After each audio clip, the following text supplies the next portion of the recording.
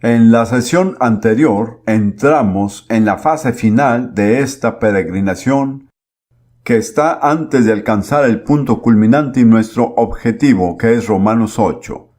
Y comenzamos a estudiar Romanos 7, que es el capítulo que trata acerca de la relación del creyente con la ley. Les advertí lo duro que iba a ser esta tarea, pero cubrimos solo los primeros 6 versículos en los que Pablo usa la analogía del matrimonio. Vamos a repasarlo brevemente. Pablo dice que cuando una mujer está casada con un hombre, mientras el hombre siga con vida, ella no es libre de casarse con otro. Pero si el hombre muere, sí es libre de casarse con otro. La forma en que se aplica esta analogía es por medio del pacto de la ley. Israel estuvo casado con su naturaleza carnal porque la ley requiere que realicemos obras confiando en nuestra naturaleza carnal, en nuestras propias habilidades, sin tomar en cuenta la gracia de Dios. Pero en la cruz, al morir Jesús, esa naturaleza carnal murió en Él. Por esa muerte, ahora somos libres de casarnos con otro. El otro con quien nos casamos es el que resucitó de entre los muertos, el Señor Jesús. Entonces podemos entrar en una nueva relación matrimonial. No nos casamos con nuestra naturaleza carnal, sino con el Señor Jesús resucitado y glorificado. Por medio de esa unión matrimonial con Él, ahora podemos producir el fruto del Espíritu Santo. Mientras estábamos en la carne, fuimos incapaces de producir el fruto del Espíritu. Lo único que fuimos capaces de producir fue lo que Pablo llama las obras de la carne y las enumera en Gálatas 5:19 y siguientes. Y no hay ni una cosa buena entre ellas. Tenemos que entender esto muy claramente. Las obras de la carne son malas y el fruto del Espíritu es bueno. No podemos mezclar un poco de uno y un poco del otro, son totalmente opuestos. Veremos este tema de nuevo en Romanos 8. Mientras que se habló sobre la relación matrimonial, entré en un tema que puede ser que los haya ofendido a algunos o que les haya molestado. Fue el tema del divorcio. Realmente no era esta la intención, pero siento mucha preocupación al respecto porque creo que una gran cantidad de cristianos, tanto hombres como mujeres, se encuentran en estado de esclavitud o culpa debido a un matrimonio roto. Cuando escribí el libro Dios es casamentero, la casa editora que se llama Libros Elegidos me pidió que escribiera un capítulo sobre el divorcio. Les dije, hermano, yo tengo suficientes problemas, así como está, no necesito más. Pero la editorial me presionó y oré y busqué a Dios y sentí que Dios quería que escribiera ese capítulo. Fue un capítulo muy difícil. En este libro, aunque el tema era cómo encontrar su pareja, hay un capítulo para divorciados y un capítulo para aquellos que no se casan. Ahora, no puedo entrar en detalle, pero si les inquietó lo que dije acerca del divorcio, creo que sería justo tanto para ustedes como para mí que se consiguieran el libro y lean el capítulo titulado El divorcio y las segundas nupcias. Léanlo con atención y vean si lo que digo es bíblico. Pienso que una gran cantidad de cristianos han permanecido atados o se sienten culpables por las enseñanzas erróneas sobre el divorcio. Yo tuve la culpa de haber compartido esa enseñanza errónea al inicio de mi ministerio. Yo enseñaba eso. He recibido muchas cartas de hombres y mujeres que leyeron el libro y leyeron el capítulo y me daban las gracias. Me decían gracias por liberarme de ese sentimiento de culpabilidad y la sensación de ser un cristiano de segunda clase. Eso es todo lo que quiero decir. Ahora vamos a volver a Romanos capítulo 7 y vamos a ver el segundo punto de nuestro bosquejo que nos dice que la ley le da vida al pecado y hace que quede expuesto. Estar de nuevo bajo la ley, cuando hemos sido liberados de ella, es reavivar al viejo hombre que sigue siendo un criminal. Ahora veamos en qué parte se menciona esto, ya que se afirma varias veces. Volvamos por un momento a Romanos capítulo 3, versículo 20. Romanos 3, 20. Pablo dice, ya que por las obras de la ley, ningún ser humano será justificado delante de él. Nadie logrará nunca la justicia con Dios mediante el cumplimiento con la ley. Y concluye diciendo, porque por medio de la ley es el conocimiento del pecado. La ley no le permite a las personas ser justas, pero si pone en evidencia el pecado abiertamente y nos hace plenamente conscientes de la naturaleza, el poder y el mal del pecado, ese es uno de sus propósitos principales. Luego, en el 7º capítulo de Romanos, podemos ver 1 o 2 versículos que enfatizan este mismo punto. Versículo 5. Romanos 7, 5. Porque mientras estábamos en la carne, las pasiones pecaminosas que eran por la ley obraban en nuestros miembros llevando fruto para muerte. Noten que para muchos es una declaración sorprendente. Las pasiones pecaminosas que eran por la ley, la mayoría de las personas no ven la ley de esa manera. Y lo mismo en Romanos 7, del 7 al 11. ¿Qué diremos pues? ¿La ley es pecado? En ninguna manera. Pero yo no conocí el pecado, sino por la ley, porque tampoco conociera la codicia. Esa misma palabra codicia significa lujuria. Creo que Pablo se refería a la lujuria más que a la codicia.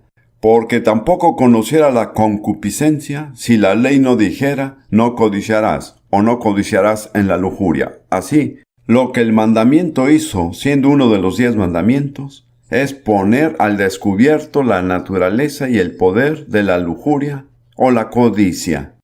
Sin ello, Pablo dice, nunca me habría dado cuenta de la naturaleza plena de la lujuria. Y continúa diciendo, mas el pecado, tomando ocasión por el mandamiento, produjo en mí toda codicia o lujuria, porque sin la ley el pecado está muerto. Así que antes de que el mandamiento me hiciera capaz de vencer la codicia, este obró en mí para que la codicia se aumente. Pienso que psicológicamente eso es cierto. Quiero decirles esto de manera que les sirva. Si tienen un problema de lujuria, de miedo, de odio o de resentimiento, nunca lo superarán con regulaciones que les prohíben hacerlo. De hecho, cuanto más se centren en las reglas negativas, más poder adquiere aquello con lo que usted lucha.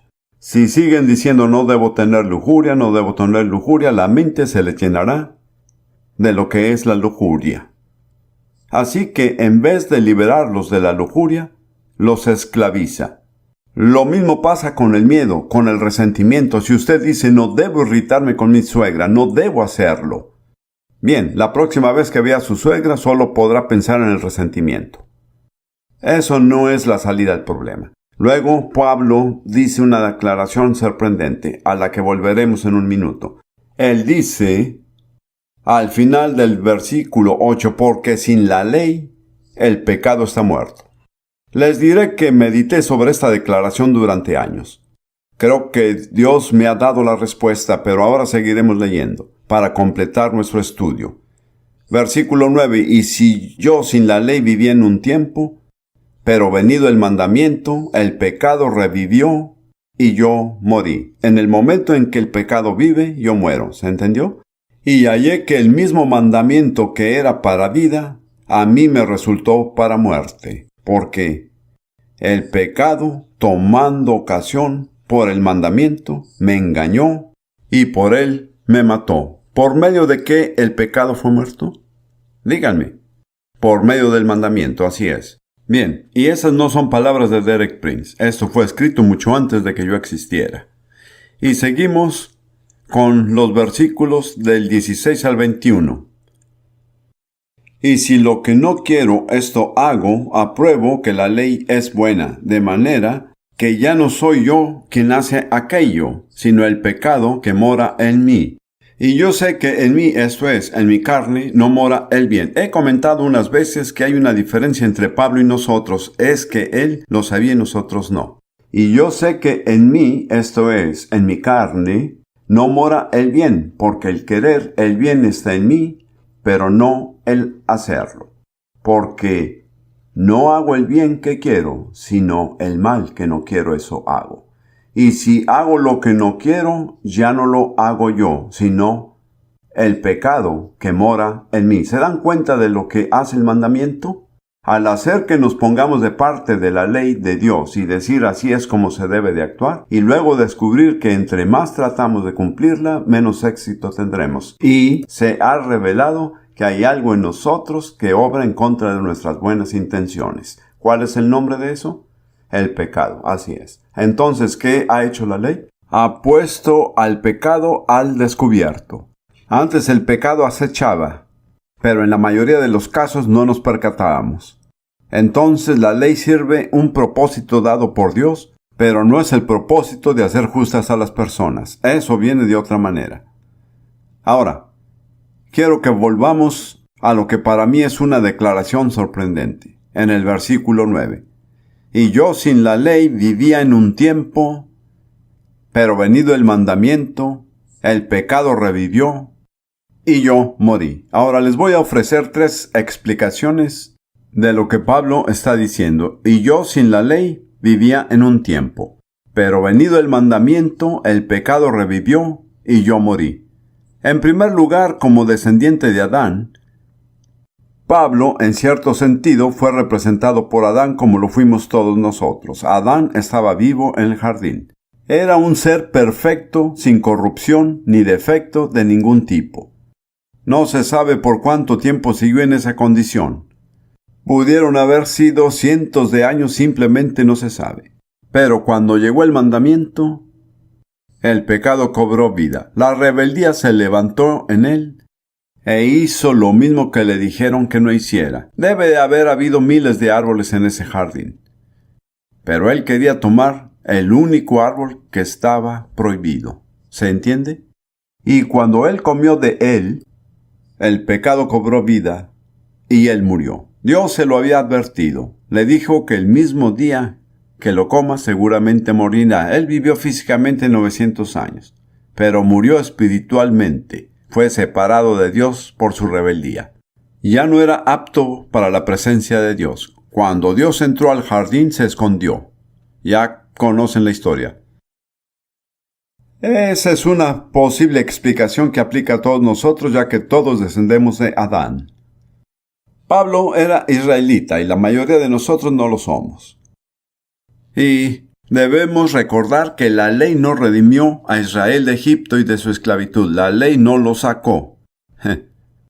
La ley no sacó a Israel. ¿Qué fue lo que lo sacó? La fe en el Cordero de la Pascua y su sangre derramada. La ley no sacó a Israel de Egipto. Fue la fe lo que lo sacó de Egipto. Fue la fe que es un sacrificio expiatorio. Pero cuando llegaron a la base del monte Sinaí, Dios les presentó la ley y muy precipitadamente le respondieron: todo lo que Jehová ha dicho, lo haremos. ¿En qué estaban confiando? En su naturaleza carnal. ¿No es así? Podemos hacer eso. ¿Y qué pasó? ¿Qué fue lo primero que sucedió después? Rompieron el primer mandamiento. No fue algo leve e insignificante, sino el primer mandamiento. No tendrás dioses ajenos delante de mí, no te harás imagen. No es por casualidad. Ese es el resultado de confiar en la carne. En el momento en que confiamos en la carne, revivimos a aquel rebelde y lo único que éste puede producir es la rebeldía. No es capaz de producir nada más que la rebeldía. Pablo dice: y yo sé que en mí, esto es, en mi carne, no mora el bien. Me gustaría que todos lo repitan. Si no creen, no lo digan. Pero si lo creen, repitan conmigo. Y yo sé que en mí, esto es, en mi carne, no mora el bien. A la mayoría de las personas les lleva mucho tiempo descubrirlo. Pienso que no voy a hablar de mi peregrinación, Pero tardé mucho tiempo en enfrentarme cara a cara con el hecho de que en mi naturaleza carnal no había nada bueno, y era necio esperar obtener algo bueno de ella. Si no tiene nada de bueno, igualmente nunca producirá nada bueno, ¿no es cierto? Muy bien. Esto es como Pablo lo aplica siendo un israelita. Israel salió de Egipto, redimido por la fe en el Cordero de la Pascua. Estaban vivos para Dios. Pero cuando se dio el mandamiento, confiaron en su propia habilidad carnal. El pecado cobró vida y fueron separados de Dios. Murieron. Eso no quiere decir que la separación es para siempre, ya que Dios les abrió un camino para que volvieran en arrepentimiento. Pero ellos tuvieron que volver por fe y no por las obras de la ley. Y con respecto a esta declaración de "y yo sin la ley viví en un tiempo, pero venido el mandamiento, el pecado revivió y yo morí", pienso que fue muy probable una declaración verdadera de la propia experiencia cristiana de Pablo. He tratado con ellos más que lo normal, tanto con judíos como con musulmanes. Y tanto el judaísmo como el islam son totalmente religiones de obras, y firmemente lo admiten. Odian al cristiano que no tiene que esforzarse. Dicen todo tipo de cosas negativas sobre el cristianismo porque no hay que esforzarse. No tienen ningún concepto real de lo que implica, pero critican y atacan al cristianismo por esa razón. He reflexionado sobre esta declaración durante años. Me dije a mí mismo, eso es cierto. Creo que cada judío que haya conocido y que aceptó a Jesús, por un tiempo volvió al legalismo. Me dije, esto es muy cierto de los judíos. Y también esto sucede con los musulmanes. No creo que jamás haya habido un judío, es decir, y puedo estar equivocado, pero me imagino que jamás hubo un judío o un musulmán que conoció a Jesús y que en primera instancia se escape por completo del legalismo. Es algo muy difícil de hacer.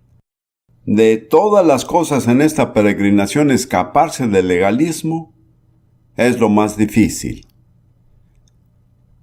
Pensándolo un poco, reconocí que curiosamente también a mí me sucedió. No entraré en detalles, pero les diré esto. Después de haber sido cristiano unos 5 años, me casé con una hermosa dama, mi primera esposa, Lidia, que tenía un lindo hogar de niños en Jerusalén. Ese hogar de niños estaba lleno del Espíritu Santo.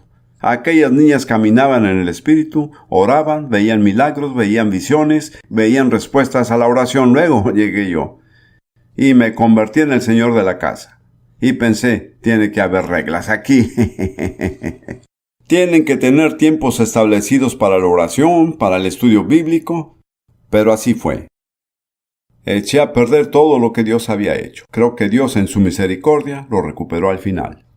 Pero reconozco plenamente que yo mismo caí en el legalismo, y más de una vez. Más reciente, por experiencia reciente, me involucré en algo que algunos de ustedes conocen y era puro legalismo.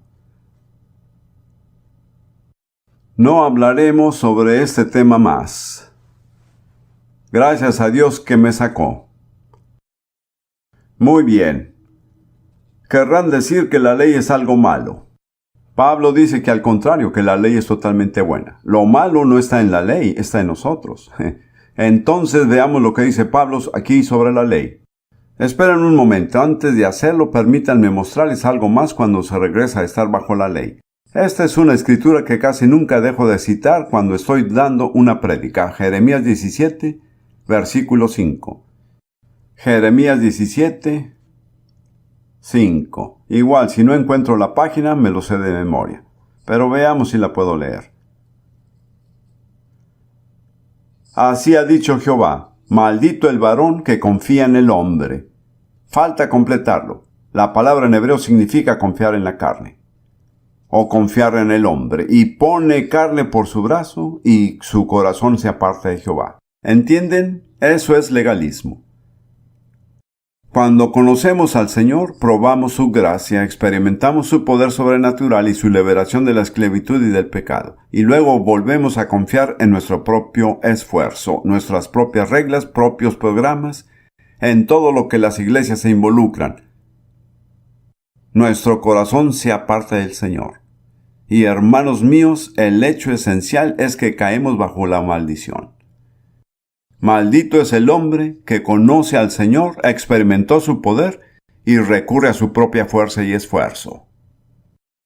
Ahora, son libres de formar su propio juicio, pero en mi opinión esa es la condición de la mayoría de las iglesias cristianas profesantes de hoy. Casi todos los movimientos importantes en la iglesia comenzaron con el poder del Espíritu Santo, de lo contrario no habría nada. No voy a nombrar ninguna denominación, pero podemos ubicar algunas que comenzaron con tremendos hombres de Dios y tremendos movimientos de Dios y hoy dependen de la carne completamente. Confían en sus propios esfuerzos, sus programas, sus promociones, sus reglas, sus sistemas. Y en vez de tener la bendición de Dios, están bajo una maldición. Ya anduve por ese camino. Como dije, sé lo que sucede como consecuencia de ello. Yo mismo caí en una maldición. Vi a muchos quienes cayeron bajo la maldición. Gracias a Dios que fue misericordioso y fiel al abrirme los ojos y mostrármelo. Pero quiero decir que esto fue solo uno de los miles de ejemplos que han sucedido en la historia de la iglesia. Como ven, no se puede jugar con la bendición del Señor. Él la da libremente, pero se nos requiere que la valoremos. Estamos obligados a reconocer nuestra dependencia total de su gracia y de su poder sobrenatural. No se puede ser cristiano por esfuerzo o fuerza propia. Está en un nivel que nunca podrán alcanzar. Cuando intentan hacerlo con sus propias fuerzas, habiendo conocido la gracia y el poder sobrenatural de Dios, caen bajo una maldición. Será mejor que leamos el próximo versículo. Este es el que lo hizo. Será como la retama en el desierto, y no verá cuando viene el bien, sino que morará en los sequedales en el desierto, en tierra despoblada y deshabitada. ¡Qué descripción de alguien que está bajo la maldición! Dios me ha abierto los ojos a esta verdad, no puedo hablar de ello ahora. Pero el hombre o la mujer bajo una maldición simplemente es un arbusto en el desierto. La bendición viene de todos lados, prosperidad, libertad, pero esa persona se mantiene allí en su pequeño arbusto, nunca recibe la lluvia, nunca disfruta el verdor, está bajo una maldición. Creo que la razón más común por la cual los cristianos caen bajo la maldición es el legalismo. Y si van a Gálatas, encontrarán que esto mismo trata el libro de Gálatas. Se resume en el capítulo 3. ¡Oh, Gálatas insensatos! ¿Quién os fascinó? ¿Sabían que pueden ser fascinados? Eran cristianos llenos del Espíritu, pero fueron fascinados. ¿Cómo sabía Pablo que fueron fascinados? Porque habían perdido su visión de Jesús en la cruz. ¿Quién os fascinó ante cuyos ojos Jesucristo fue ya presentado claramente como crucificado? ¿Cuál es la evidencia? Habiendo comenzado por el Espíritu, ahora vais a acabar por la carne. ¡Qué imprudencia! Somos fascinados al intentar hacer eso. Y Pablo continúa diciendo, los que dependen de las obras de la ley están bajo la maldición. Les recuerda en Gálatas 3:10, maldito todo aquel que no permaneciera en todas las cosas escritas en el libro de la ley. Si ya trataron de ser justificados por la ley, tienen que seguir toda la ley en todo momento o estarán bajo la maldición. Mi consejo es que no lo intenten, porque ciertamente no tendrán éxito. Ahora, permítame que vuelva a la declaración para hacer el cierre. La falla no está en la ley. Veamos qué dice Romanos 7, antes de cerrar esta sesión. Romanos 7, debería encontrarlo sin problema. Romanos 7, versículo 7. ¿Qué diremos pues? ¿La ley es pecado? En ninguna manera. Pero yo no conocí el pecado. Ahora los versículos 12 al 14. De manera que la ley a la verdad es santa y el mandamiento santo, justo y bueno. Luego, lo que es bueno vino a ser muerte para mí en ninguna manera, sino que el pecado. Y continúa el versículo 14, porque sabemos que la ley es espiritual, mas yo soy carnal, vendido al pecado. Así que no hay nada de malo con la ley. Es buena, es santa, es perfecta, es espiritual. No culpen a la ley. El problema no está en la ley. ¿Dónde está el problema? En nosotros, en nuestra carne. La ley cumple la función esencial de confrontarnos con la condición real de nuestra naturaleza carnal. He usado la palabra legalismo, probablemente sea mejor que la definas. Tengo el tiempo justo para hacerlo y no quiero usar la palabra vagamente. Le doy dos definiciones de legalismo. Antes que nada, el legalismo es el intento de alcanzar la justicia con Dios al seguir cualquier conjunto de reglas. ¿Está bien? Sin importar qué reglas sean, las reglas católicas, bautistas, pentecostales, si están tratando de alcanzar la justicia con Dios mediante reglas, están bajo el legalismo. Es decir, tengo que indicar que hay un enorme número de personas en esa categoría. Soy pentecostal si es que tengo que ser alguien, pero muchos de mis queridos hermanos en el movimiento pentecostal no están en la libertad del espíritu. Están bajo el legalismo. Son cautivos de un conjunto de reglamentos. No hay nada de malo con las reglas. Son necesarias. Lo que está mal es pensar que seguir esas reglas nos hará justos ante Dios. ¿Se dan cuenta? ¿Me he explicado? No estoy predicando la anarquía. No predigo que se deje todo por completo y hagan lo que les plazca.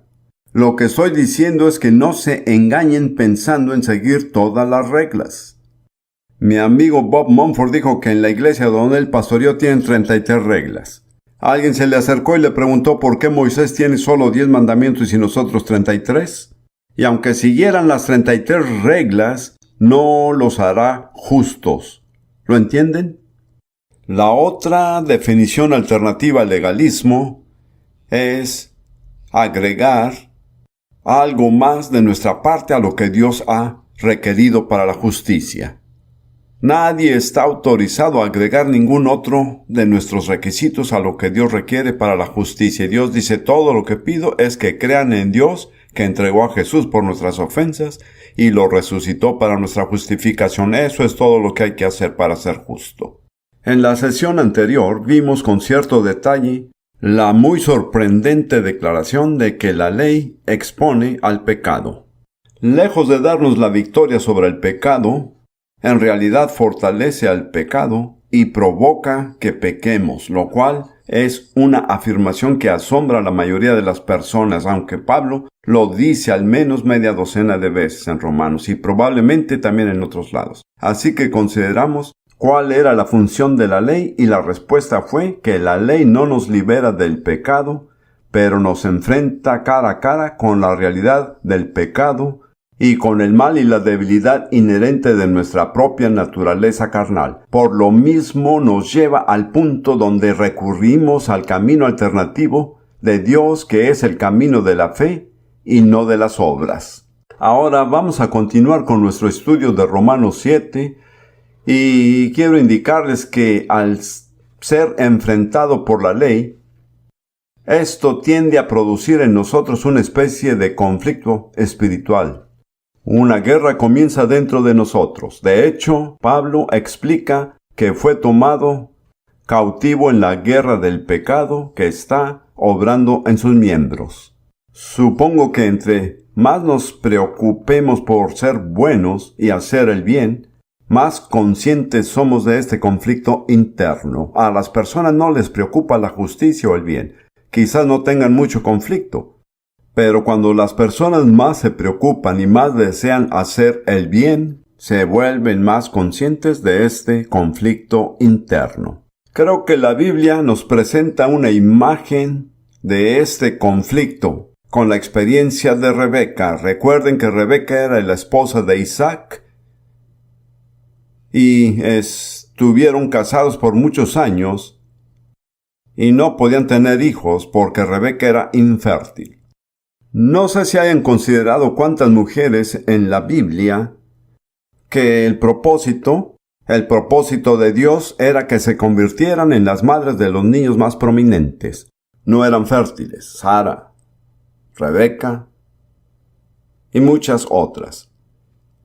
Es como si Dios nos llevara al punto en que hay que orar hasta que se cumpla su voluntad revelada. Y creo que es una experiencia que nos sucede a muchos en la vida. Dios nos muestra y dice, esta es mi voluntad, y es imposible. Pero Dios nos lleva al punto donde algo es imposible para que podamos aprender a orar aún dentro de la imposibilidad. Entonces vamos a leer en Génesis 25, versículos 21 y siguientes, acerca de Rebeca. Génesis 25, 21 en adelante. Y oró Isaac a Jehová por su mujer, que era estéril. Y lo aceptó Jehová, y concibió Rebeca su mujer. Así que, para los matrimonios que estén presentes y que anhelan tener hijos y no los tienen, no se den por vencidos. No puedo contar la cantidad de parejas infértiles por quienes Rudy y yo hemos orado. Y cuando se rompió la maldición de la infertilidad, la siguiente noticia era que había un niño en camino. Ahora, continuemos con la historia de Rebeca, versículo 22. Y los hijos luchaban dentro de ella. Y dijo, si es así, ¿para qué vivo yo? En otras palabras, Dios, ¿qué significa esto? ¿Por qué están luchando en mí? Y fue a consultar a Jehová y le respondió Jehová, 2 naciones hay en tu seno, y 2 pueblos serán divididos desde tus entrañas. Un pueblo será más fuerte que el otro pueblo, y el mayor servirá al menor, lo cual va en contra de la tradición y cultura natural, especialmente en el Medio Oriente. Cuando se cumplieron sus días para dar a luz, he aquí había gemelos en su vientre, y salió el primero rubio, y era todo velludo como una pelliza, y llamaron su nombre Esaú. Después salió su hermano, trabada su mano al calcañar de Esaú, y fue llamado Jacob, y la palabra Jacob se deriva de la palabra que significa talón. En hebreo la palabra talón es Akeib, y en hebreo el nombre de Jacob es Jacob, que significa que se agarró del talón. Entonces por eso lo llamaron así. Trabada su mano al calcañar de Esaú, y fue llamado su nombre Jacob. Y era Isaac de 60 años cuando ella los dio a luz. Así que tuvo que esperar 60 años antes de tener a sus hijos. Pero solo quiero que lo tomemos como un ejemplo. Rebeca sentía que esta lucha continuaba dentro de ella y no podía entender lo que ocurría. Así que fue y le preguntó al Señor. Y el Señor le dijo, tienes 2 tipos de hombres dentro de ti. No dio muchos detalles, pero le dijo que contrariamente a la cultura y a las costumbres normales, cuando salgan, el mayor servirá al menor. Y salió Esaú, y luego salió Jacob. Esaú viene siendo en la Biblia algo así como lo que se llama la naturaleza carnal o el hombre carnal. Jacob es el tipo de hombre espiritualmente dispuesto. Eso no significa que Jacob siempre fue bueno.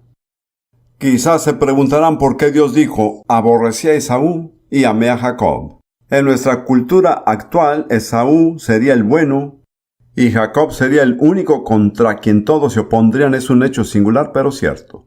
Esaú no hizo nada malo, pero lo que Dios odiaba de él era que no se preocupaba por su primogenitura espiritual. Estaba dispuesto a venderla por un plato de sopa, y Dios odia eso. La indiferencia y la despreocupación por la gracia y las bendiciones espirituales de Dios es algo que provoca la ira de Dios. La única característica redentora de Jacob fue que él valoraba la primogenitura y las bendiciones. Fue muy deshonesto en la forma en que fue a buscarlas. Hizo muchas cosas que no debió haber hecho y pagó las consecuencias. Pero aún después de todo, él todavía tenía esa característica redentora. Estaba decidido a conseguir la primogenitura y las bendiciones. Y en realidad, eso es lo mejor que se puede decir de cualquiera de nosotros. Aquí hay 2 tipos de naturaleza. La naturaleza carnal no se preocupa por las cosas de Dios ni por sus bendiciones. Solo quiere pasarla bien y con mucha comida y mucho dinero también. En una casa bonita con alberca. Así es en los Estados Unidos. No es el caso en otros países. El hombre espiritual no es bueno. Aún hay mucha perversión en él. Pero tiene la característica redentora de que realmente está decidido a conseguir la bendición de Dios. Y recuerden que acabó en un enfrentamiento físico, en donde Jacob luchó toda la noche contra un ángel, y entre nosotros no habría quien luchara toda la noche contra un ángel. Él era un hombre de fuerza y determinación. salió de aquella lucha con el muslo dislocado. Y a partir de ese entonces cojeó. Hay muchos hombres y mujeres que necesitan tener un encuentro con Dios y que los deje cojeando. Por el resto de sus días no caminarán en su propia fuerza. Por fin, Jacob había aprendido que no podía conseguirlo por su propio esfuerzo. Lo último que le dijo a ese ángel que era su redentor, que iba a ser su Mesías, fue: no te dejaré si no me bendices. Debo a toda costa obtener la bendición. Para mí eso es muy real, pues en la noche que conocí a Jesús, sin ningún conocimiento verdadero de la Biblia, acabé diciendo exactamente lo mismo. A menos que me bendigas, no te dejaré nunca. Y fue entonces cuando me puse en contacto con Él por primera vez en mi vida. Así que esta es una historia muy real para mí. Pero lo que estoy tratando de decir es que no se disgusten si hay una lucha dentro de sí, porque cada uno, algunos de nosotros no tienen dentro de sí a un Jacob. Pienso yo que todos tienen a un Esaú. Pero habrá conflicto si es que hay un Jacob, así como un Esaú. Estas dos naturalezas no pueden coincidir. Ahora continuemos con la historia y regresemos o volvamos a Romanos 7 y veamos cuál es la salida de este conflicto. Es muy obvio que Pablo también tuvo este conflicto de una manera muy marcada. Al final de Romanos capítulo 7, versículos 24 y 25 dice: Miserables de mí, ¿quién me librará de este cuerpo de muerte? O digamos, esta mi naturaleza muerta y carnal. Esta naturaleza corporal que siempre lucha contra las cosas de Dios, que resiste mis mejores intenciones de hacer el bien y seguir las leyes de Dios. ¿Quién me liberará? Es un grito de angustia. Ahora, la traducción no lo muestra, pero el griego dice, pero el texto continúa: gracias doy a Dios por Jesucristo Señor nuestro. Pero lo que realmente está diciendo es: gracias a Dios hay una salida por medio de Jesucristo nuestro Señor. Eso es lo que quiero dejarles. Hay una salida a través de Jesucristo nuestro Señor. La salida es a través de la cruz. Es por medio del sacrificio sustitutivo y la muerte de Jesús. Regresemos a Romanos 6:6, que dice: nuestro viejo hombre, nuestra naturaleza carnal, fue crucificado juntamente con Él, fue condenado a muerte, y por eso podemos ser liberados de la naturaleza carnal y llegar a la plenitud de la libertad y la vida en el Espíritu, pero solo por medio del sacrificio sustitutivo de Jesús en la cruz. Es solo cuando hacemos dos cosas. ¿Recuerdan lo que dijo Romanos 6:6? Sabiendo esto y teniendo en cuenta que es verdad, sabiendo que nuestro viejo hombre fue crucificado con Él, reconociendo que el viejo hombre ha muerto, y mientras sigamos reconociendo con fe, lo experimentaremos. Ahora, nos enfrentamos al hecho de que solo tenemos dos posibilidades, y son las siguientes: o estamos bajo la ley, dominados por el pecado, o estamos bajo la gracia y guiados por el Espíritu Santo, y libres de la ley y del pecado. Son alternativas mutuamente precisas. No se puede estar en ambas a la vez. Ese es el hecho importante. Volvamos por un momento a Romanos 6:14, solo para esta declaración. Porque el pecado no se enseñoreará de vosotros, pues no estáis bajo la ley, sino bajo la gracia. Ya mencioné claramente lo que esto implica. Si están bajo la ley, el pecado se adueñará de ustedes. Si están bajo la gracia, no están bajo la ley. No se puede estar bajo la ley y bajo la gracia a la vez. Tienen que decidirse. La alternativa es estar bajo la gracia y ser guiados por el Espíritu Santo. Esto es de suma importancia, Porque hay muchos que dicen, bueno, si no estoy bajo la ley, entonces puedo hacer lo que me plazca. Es totalmente erróneo. La alternativa de estar bajo la ley no es hacer lo que les plazca. Es ser guiado por el Espíritu Santo.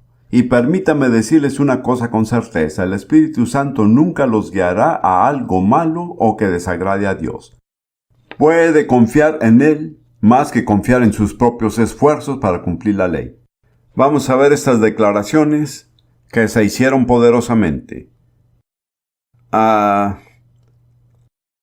Están en Romanos 8:14. Más adelante lo estudiaremos, pero hay que verlo ahora. Romanos 8:14. Porque todos los que son guiados por el Espíritu de Dios, estos son hijos de Dios. Y se refiere a hijos maduros.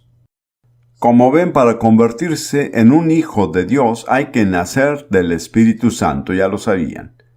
Pero para madurar en Cristo deben ser guiados por el Espíritu Santo. El único camino hacia la madurez es ser guiado por el Espíritu Santo. Y yo diría que hay una gran cantidad de hijos de Dios que han nacido del Espíritu, pero nunca aprenden a ser guiados por el Espíritu Santo y serán bebés espirituales toda su vida, porque el único camino a la madurez es ser guiado por el Espíritu Santo. Todos los que son guiados continuamente por el Espíritu Santo, y esto es en un presente continuo, estos y solo estos son hijos de Dios.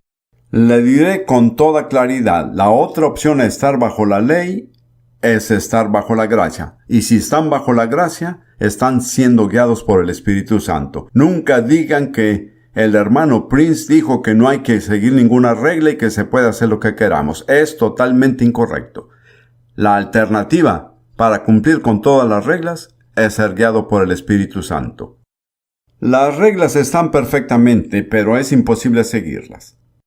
Así que solo les queda otra alternativa: confiar en el Espíritu Santo. Aprender a ser guiados por Él nunca los llevará por mal camino. Veamos Gálatas 5 por un momento.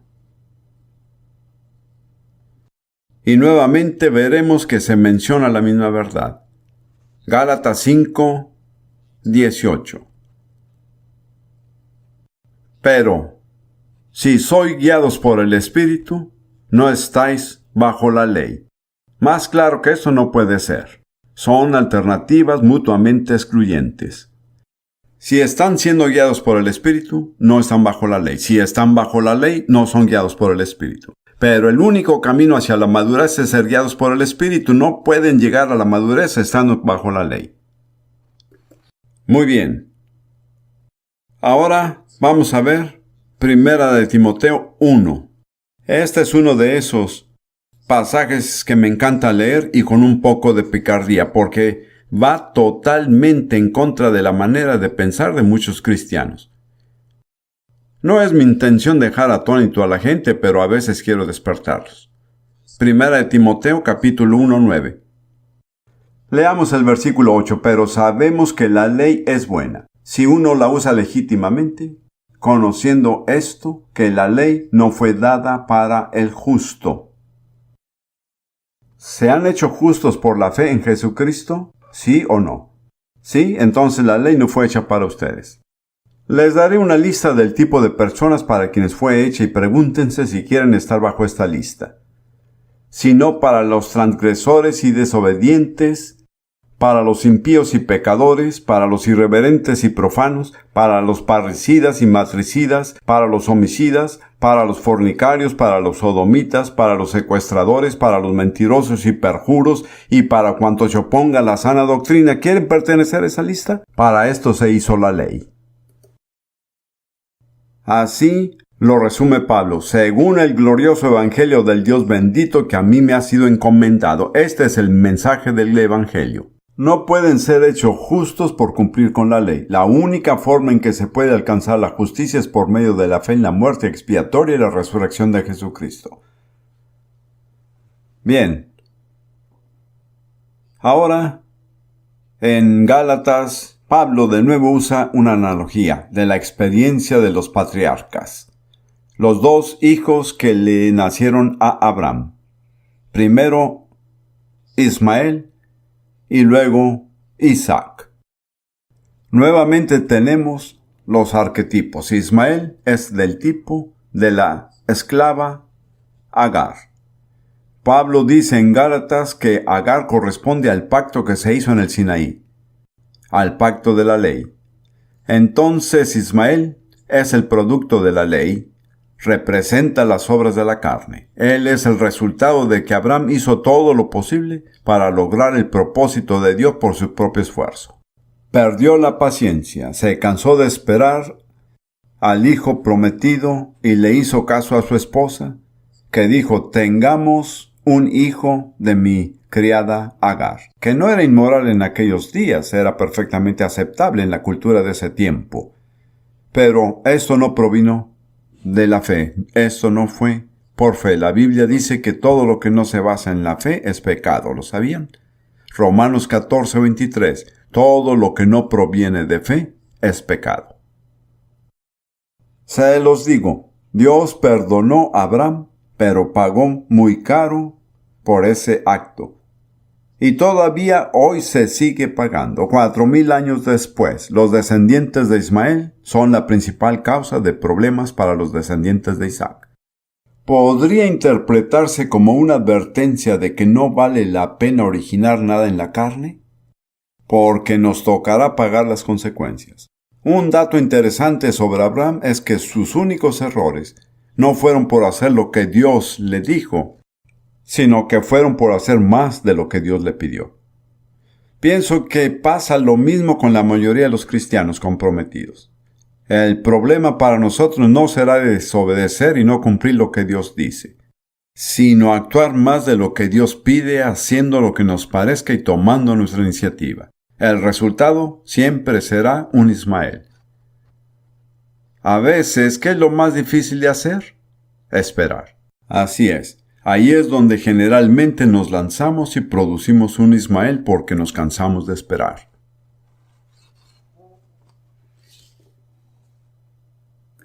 Bien, quiero que veamos lo que Pablo dice en Gálatas.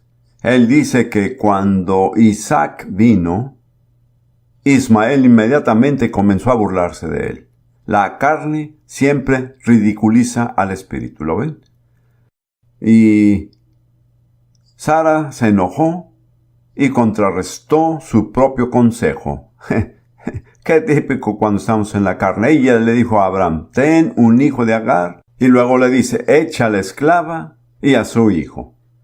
En ambas ocasiones, Abraham tomó el consejo. En la primera estuvo mal, en la segunda estuvo bien.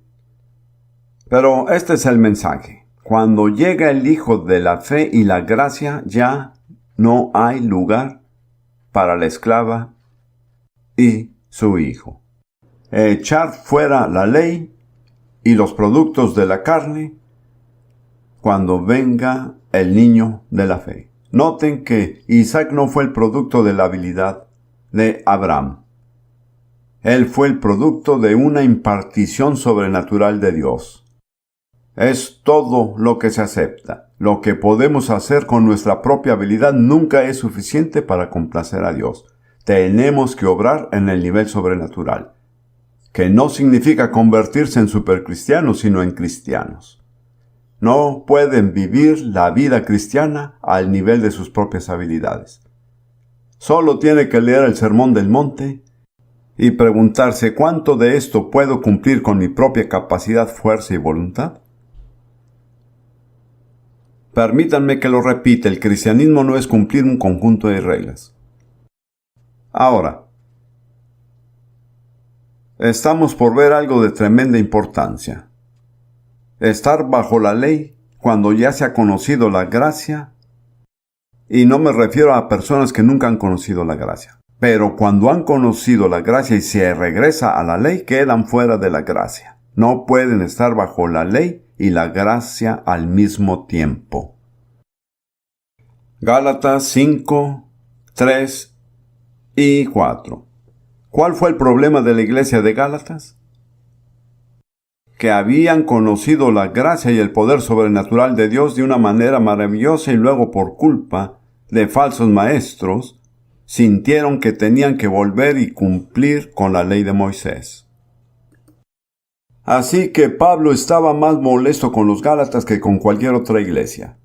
Es la única iglesia a la que escribió sin agradecer a Dios por ella. Él pudo agradecer a Dios por la iglesia de Corinto, aunque estaban en adulterio, incesto y embriaguez, y aún así le agradeció a Dios. Pero cuando comenzó a escribirle a los Gálatas, se enojó tanto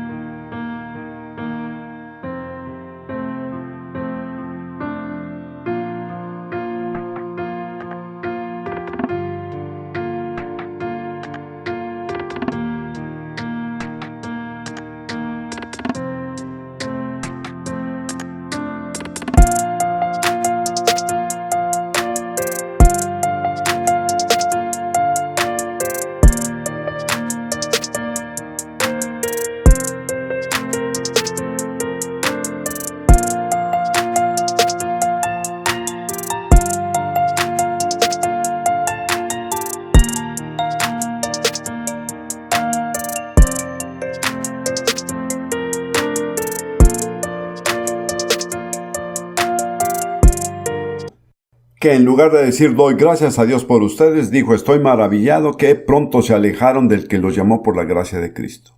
Si bien no me equivoco, creo que Pablo le dio mucho coraje en ese momento. Ciertamente vale la pena fijarse en su reacción a esta situación. Así que esto es lo que dijo en Gálatas 5, 3 y 4. Y se está dirigiendo a personas que están circuncidadas para cumplir con la ley de Moisés, ¿lo entienden? Ahora, a un bebé judío no lo circuncidan por cumplir con la ley de Moisés, lo circuncidan por el pacto de Dios con Abraham hecho en Génesis 17. Es algo muy interesante y esto lo menciono para corroborar lo que les digo. Pablo tenía a dos de sus discípulos más cercanos, Timoteo y Tito. Timoteo nació de una madre judía y por eso era legalmente judío, y Pablo le exigió su circuncisión por esa razón. Tito fue totalmente gentil y Pablo luchó mucho para no circuncidarlo a él. ¿Lo ven? Así que para un judío la circuncisión no cumple con la ley, aunque pueda estar en la ley. Jesús mismo dijo que no era de la ley, era de los padres. No necesitamos ver esto ya que la mayoría no son judíos, pero si me encontrara con un creyente judío le diría que si tiene un hijo que se asegure de circuncidarlo. Ahora, se está hablando de personas que eran gentiles y que fueron circuncidados para cumplir con la ley. Y esto es lo que Pablo dice. Y otra vez testifico a todo hombre que se circuncida, que está obligado a guardar toda la ley. No se puede seguir solo una parte de la ley, o lo cumplen en su totalidad o no están bajo ella. De Cristo os desligasteis, los que por la ley os justificáis, de la gracia habéis caído. No creo que eso signifique que fueron almas perdidas, pero lo que significa es que ya no vivían en la gracia de Dios. Es una declaración muy grave. Ustedes han sido separados de Cristo, a aquellos de ustedes que buscan ser justificados para alcanzar la justicia al seguir la ley. ¿Se puede aplicar esto a los cristianos? Se aplica a millones de cristianos. Permítame cerrar solo con una imagen de las alternativas. Van en un viaje de un lugar determinado a otro y tienen dos alternativas. Una es un mapa, el otro es una guía personal. El mapa es la ley. ¿Y quién es el guía personal? Es el Espíritu Santo. Por naturaleza somos orgullosos y decimos elijo el mapa, sé cómo usarlo.